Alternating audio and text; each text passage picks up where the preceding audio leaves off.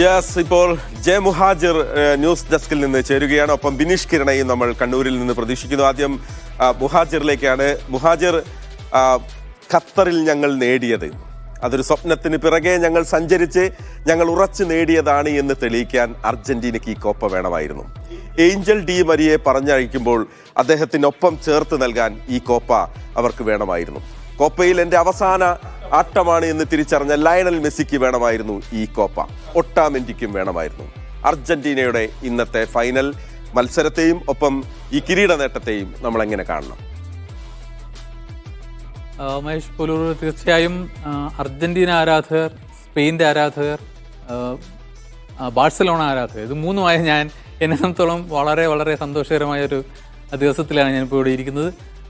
രാത്രി സ്പെയിൻ ജയിക്കുന്നു, ഇന്ന് രാവിലെ ആയപ്പോൾ അർജന്റീനയും ജയിക്കുന്നു. നമ്മൾ പ്രതീക്ഷിച്ച പോലെ തന്നെ കാര്യങ്ങളെല്ലാം നടക്കുകയാണ്. ഇന്നത്തെ മത്സരം നമ്മൾ പ്രതീക്ഷിച്ചതുപോലെ വളരെ വളരെ ടഫായ ഒരു മത്സരമായിരുന്നു.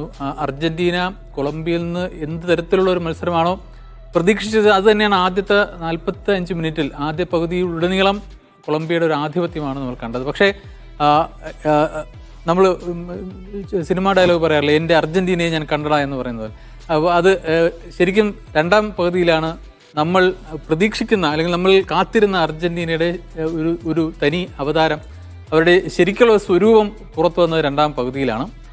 രണ്ടാം പകുതിയിൽ തീർച്ചയായും വളരെ നല്ല രീതിയിൽ തന്നെ അവർ പന്ത് തട്ടി, ശരിയായ രീതി അവരുടെ ഒരു സ്വാഭാവികമായ കളിയിലേക്ക് പൂർണ്ണമായും വരാൻ കഴിഞ്ഞില്ലെങ്കിൽ പോലും നമ്മൾ ഇന്നലെ പറഞ്ഞു എന്നറിയില്ല, ഈ സെമി ഫൈനൽ വളരെ ഒരു പ്രയാസമായ സെമി ഫൈനലായിരുന്നല്ലോ കൊളംബിയയും ഉറുഗ്വേയും തമ്മിൽ. അപ്പോൾ അതിൻ്റെ ഒരു ടയർഡ്നെസ് ശരിക്കും കൊളംബിയ ഈ ഫൈനലിലേക്ക് വരുമ്പോൾ അവർ ബാധിച്ചിട്ടുണ്ട്. ഫസ്റ്റ് ഹാഫിൽ നിലനിർത്തിയ ആ ഒരു ടെമ്പോ, അവർ കാഴ്ചവെച്ച ഒരു ആവേശം, ഒരു വേഗത, പ്രസ്സിങ്, അതൊന്നും സെക്കൻഡ് ഹാഫിലേക്ക് വരുമ്പോൾ നിലനിർത്താൻ കൊളംബിയയ്ക്ക് കഴിഞ്ഞില്ല. സ്വാഭാവികമായും ആ ഒരു ഗ്യാപ്പ് തീർച്ചയായും അർജന്റീന മുതലെടുക്കുകയും തിരിച്ച് കടന്നാക്രമിക്കുകയും ചെയ്യുന്ന, കൂടുതൽ അവസരങ്ങൾ സൃഷ്ടിക്കുകയും ചെയ്യുന്നതാണ് നമ്മൾ രണ്ടാം പകുതിയിൽ കണ്ടത്. തീർച്ചയായും ഏറ്റവും കളിയിലൊരു നിർണായകമായ ഒരു നിമിഷം എന്ന് എനിക്ക് തോന്നുന്നത് മെസ്സിയുടെ പരിക്ക് തന്നെയാണ്. മെസ്സി പരിക്കേറ്റ് അദ്ദേഹം കളത്തിൽ നിന്ന് പോകുമ്പോൾ പഴയ ഒരു അർജന്റീന ആയിരുന്നെങ്കിൽ, നേരത്തെ മഹേഷ് ചോദിച്ച ചോദ്യത്തിൻ്റെ യഥാർത്ഥ മറുപടി നിൽക്കുന്നതും ഇവിടെയാണ്. പഴയ ഒരു അർജന്റീന ആയിരുന്നെങ്കിൽ അല്ലെങ്കിൽ